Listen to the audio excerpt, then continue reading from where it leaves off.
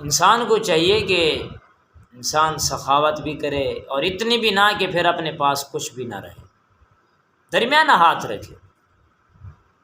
قرآن پاک میں آتا ہے کہ نہ اپنی گردن کے ساتھ ہاتھ باندھے رکھو اور نہ ہی زیادہ کھول دو، یہ پریشانی بنے۔ میانہ روی یہ نصف زندگی ہے، آدھی زندگی ہے۔ انسان کو چاہیے کہ جہاں پہ ضرورت ہے ضرورت پہ خرچ کرے، فضول نہ خرچ کرے، اور چھپا چھپا کے نہ رکھے کہ اولاد بھوکھی رہے اور خود جو ہے وہ انسان اس سکون میں رہے کہ میرے پاس تو ہیں پڑے۔ ابھی جیسے کچھ عرصے پہلے اخبار میں بھی یہ واقعہ آیا تھا کہ ایک آدمی کروڑوں روپے اپنے زمین کے نیچے دبا کے اوپر چادر وغیرہ بچھا کے سویا رہتا تھا، گھر والوں کو 30 روپے 50 روپے 40 روپے دے دیے سبزی کے لیے، باقی چھپائے رکھے۔ بوڑھا ہو گیا لیکن مال کی محبت ایسی کہ کسی کو دکھانے کے لیے بھی نہیں، چھپایا ہوا ہے، کنجوسی کر رہا ہے، کبھی وہ بھی نہیں دیتا پیسے۔ آخر کار اولاد کو پتہ چلا، تھانے میں درج کرایا، اور پھر جا کے سامنے بات ہے کہ اتنا انسان یہ چھپایا ہوا، اتنی محبت نہ کرے۔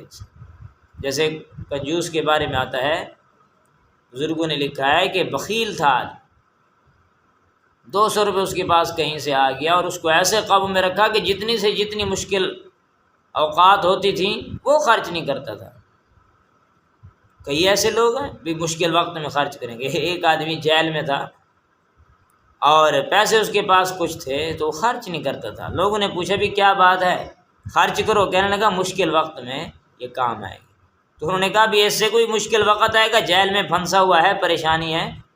ایسے لوگ تو فرمانے لگے بزرگ کہ ایسا انسان کہ 200 روپے اپنے پاس رکھے ہوئے ہیں اور کنجوس بنا ہوا ہے اور کبھی بھی خرچ نہیں کرتے، زمین میں دبا کے رکھے ہوئے ہیں۔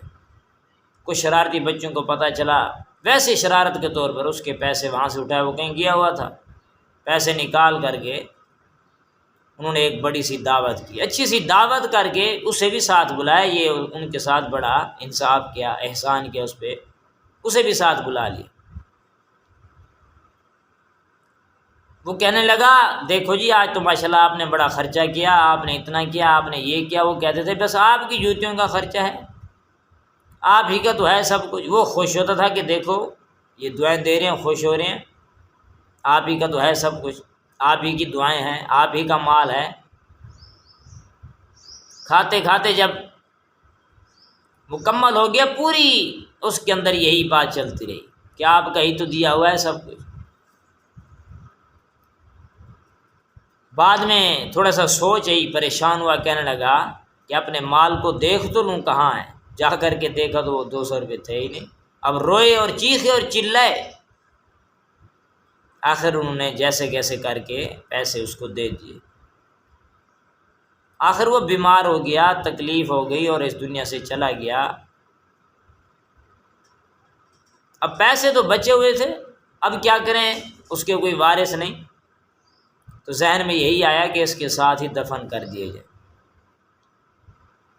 اس کے ساتھ کفن کے اندر اسے 200 روپے کو رکھ دیا اور مٹی ڈال دی۔ ایک بچے کو بعد میں شرارت سوجی، اس نے کہا کہ جا کر کے دیکھیں تو صحیح حالت کیا ہے۔ جا کر کے قبر کھولی اور جا کر کے دیکھنے ہی لگا تھا، اس کے سینے کے اوپر آئے ہوئے تھے کفن سے نکل کر کے پیسے اور چمک رہے ہیں۔ اس نے جیسے ہی ان پیسوں کو ہاتھ لگایا، اٹھانا چاہا، وہ تو آگ تھی، دوزخ کی، آخرت کی، برزخ کی آگ تھی، اس کا ہاتھ جل گیا۔ اور ایسی تکلیف تھی کہ ہر وقت وہ پانی کے اندر ہی اپنے ہاتھ کو رکھتا تھا، روتا رہتا تھا یہ کیا۔ اسی طریقے سے ایک اور واقعہ بھی آتا ہے کہ اس آدمی نے جیسے قبر کے اندر ہاتھ ڈالا کسی مقصد سے، تو اس کا ہاتھ بھی جل گیا اور چیخنے لگا، رونے لگا، اور بڑے بڑے علاج کرائے، طبیبوں کے پاس، حکیموں کے پاس۔ آخر ایک اللہ والے کے پاس گیا، انہوں نے کہا بچہ بات یہ ہے کہ آپ نے برزخ کی آگ، دوزخ کی آگ کو ہاتھ لگایا ہے۔ اور حدیث کی روشنی میں اگر ہم آپ کو بتائیں تو وہ یہ بتائیں گے کہ دوزخ کی آگ کیسے بجھے گی رونے کے ساتھ جب انسان آنسو بہاتا ہے، حدیث پاک میں آتا ہے جب ایک قطرہ گر گیا سمجھو کہ وہ جہنم کے آگ کو اس نے بجھا دیا، باقی کوئی چیز اس کو نہیں بجھا سکتی۔ صدقہ ہے، رونا ہے، گڑ گڑانا ہے، یہ آنسو نکل گیا سمجھو یہ انسان کامیاب ہے۔ وہ اللہ کے ڈر سے رویا، آخرت کی فکر سے، خوف سے رویا، قبر کے عذاب سے ڈر کر کے جب رویا، جب اسے رونا آیا تو اس آنسو کو اس نے اپنی اس انگلی پہ لگایا، اللہ نے وہ تکلیف ٹھیک کر دی۔ تو آخرت انسان بنانی ہے، انسان نے قیمتی اپنی زندگی کو بنانا ہے تو پھر اللہ کے ساتھ تعلق رکھنا پڑے گا، شرمندگی کرنی پڑے گی گناہوں والی زندگی سے۔ اللہ سے دعا ہے ہمیں عمل کی توفیق نصیب فرمائے۔ وآخر دعوانا الحمد